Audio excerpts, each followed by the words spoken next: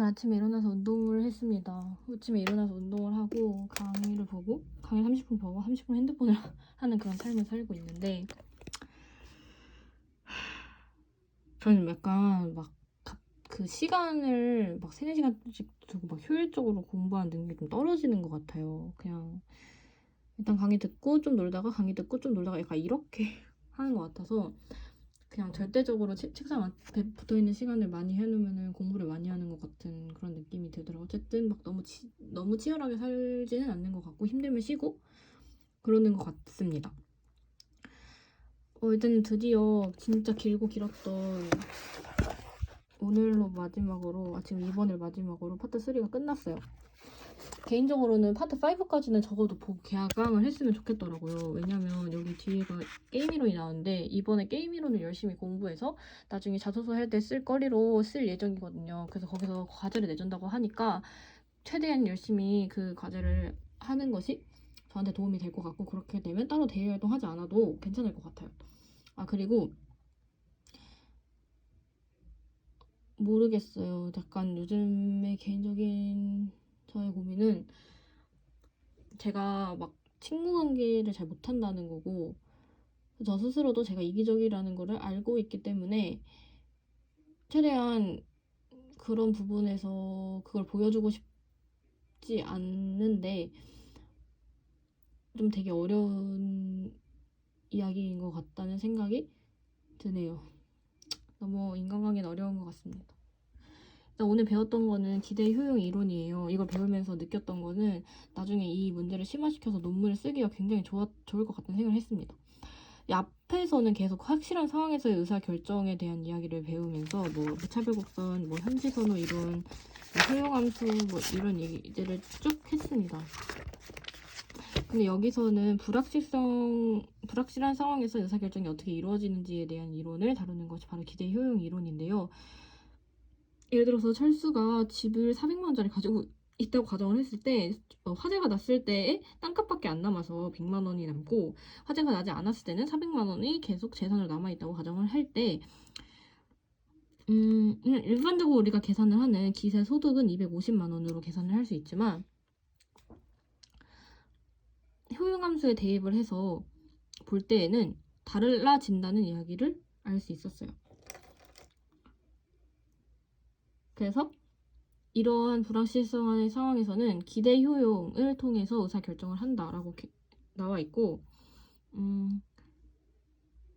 그쵸. 사람들이 약간 피상적으로 생각하는 그런 경향이 좀 있을 것 같다는 생각이 드네요. 그 다음에 그러면 공정한 복권, 공정한 도박, 공정한 보험 모두 다 기대한 효용이 있기 때문에 하는 그러니까 복권이랑 도박이랑 보험 다 자기가 기대하는 만큼이 있으니까 하는 거니까 그러면은 공정한 복권과 공정한 도박과 공정한 보험은 어떤 거냐라고 물어봤을 때 내가 기대한 그 금액과 내가 이거를 하기 위해서 지불한 금액이 같아질 때 이게 공정한 것이라고 평가를 받는 것 같다는 생각을 했고요. 복권과 보험의 다른 점은 복권 같은 경우는 내가 리스크를 높여가지고 효용을 기대하는 그런 거고 그 다음에 보험 같은 경우는 내가 미래의 리스크를 낮추는 느낌에서 둘이 다릅니다. 그래서 복권 같은 경우에는 위험을 좋아하는 사람이 더 많이 하고 보험 같은 경우에는 위험을 기피하는 사람이 더 많이 한다고 할 수가 있습니다.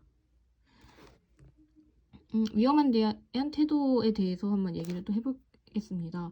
위험에 대한 태도는 크게 3가지가 있습니다. 첫 번째는 위험을 기피하는 겁니다. 대부분의 사람들은 이렇게 한다고 합니다.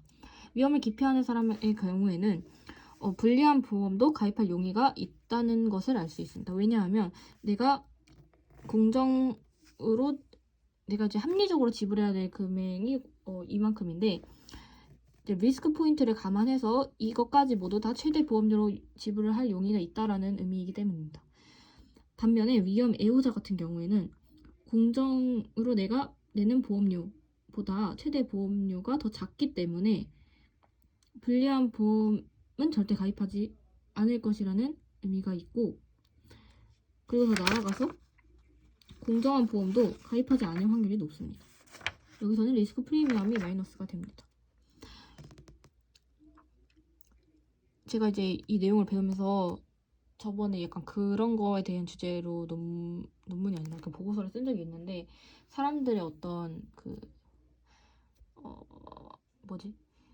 그 국민연금의 체계 변수를 어떻게 조정해서 사람들이 합의점을 찾아낼 수 있을까에 대한 얘기를 하기 위해서 논문을 쓴 적이 있는데, 이것을 기대값이랑 기대 효용의 관점에서 조사했으면 좀 더 좋은 논문이 나왔을 것 같다는 그런 생각을 했고, 이걸 구체화시켜서 할 수 있으면 더 좋을 것 같은데 기회가 있을지는 모르겠고, 그리고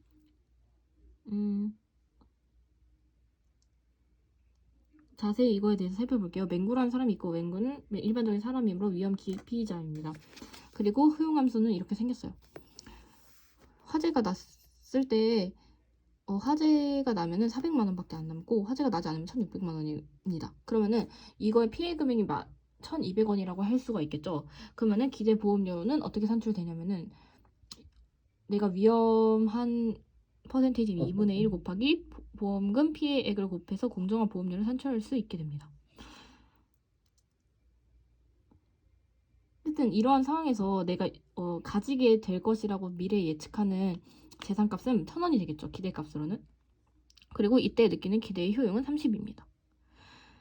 이제 위험 기피자의 그래프를 봤을 때 최악의 상황에서는 400, 최선의 결과에서는 1,600을 얻을 것이라고 이야기를 할 수 있고, 이걸 직선으로 연결하면 바로 이 점이 기대보험금이라고 할 수가 있겠습니다.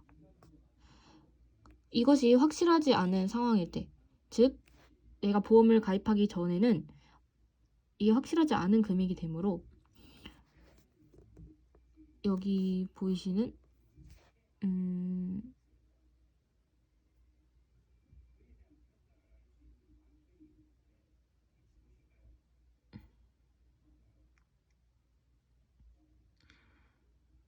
확실한 상황에서는 900이 있으면 30만큼의 효용을 누리지만, 불확실한 상황에서는 1000이 있어야 30만큼의 효용을 느낄 수 있다 라고 되어 있어요. 보험에 가입하면 불확실한 금액이 확실해지고 효용적으로도 금전적으로도 이득이 있다고 합니다. 여기 보면 약간 이해가 막 정확하게 되진 않는 것 같고, 확실한 상황에서는 900이 있으면 30의 효용을 느끼지만, 불확실한 상황에서는 1000이 있어야 30의 효용을 느낄 수 있다는 점을 고려하면 확실성 등가인 CE와 불확실성 등가인 기대값의 차이가 발생하게 되고, 결국에는 동일한 효용을 낼 수 있도록 해주는 불확실과 확실의 차이를 리스크 프리미엄이라고 이야기하고,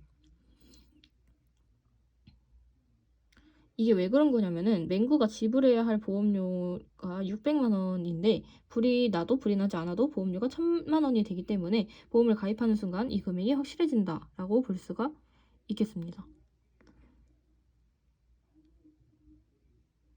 이 라인이 불확실성 상황에서일 거고, 그리고 여기 이거 1,000을 넣으면 얼마예요? 10인가? 100?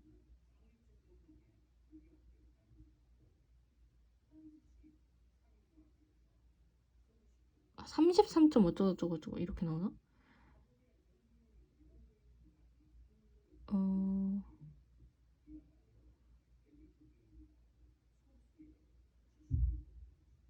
그 정도 30 조금 넘게 나오겠네요.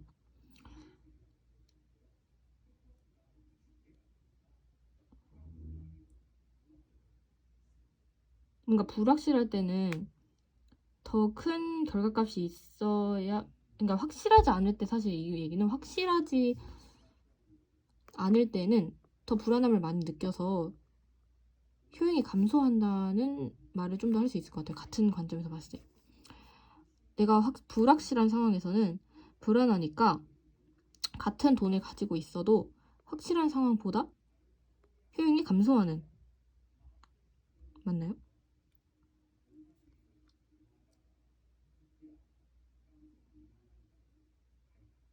맞는 것 같아요. 확실한 상황에서는 900이 있으면 30만큼의 효용을 느끼지만, 불확실한 상황에서는 1000이 있어야만 30만큼의 효용을 느낄 수 있다라고 하네요.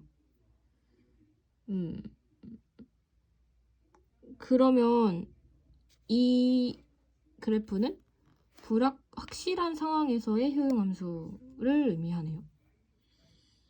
이해가 어쨌든 잘 안 되는데 모르겠습니다. 하여튼 여기까지 하고 마치도록 하겠습니다.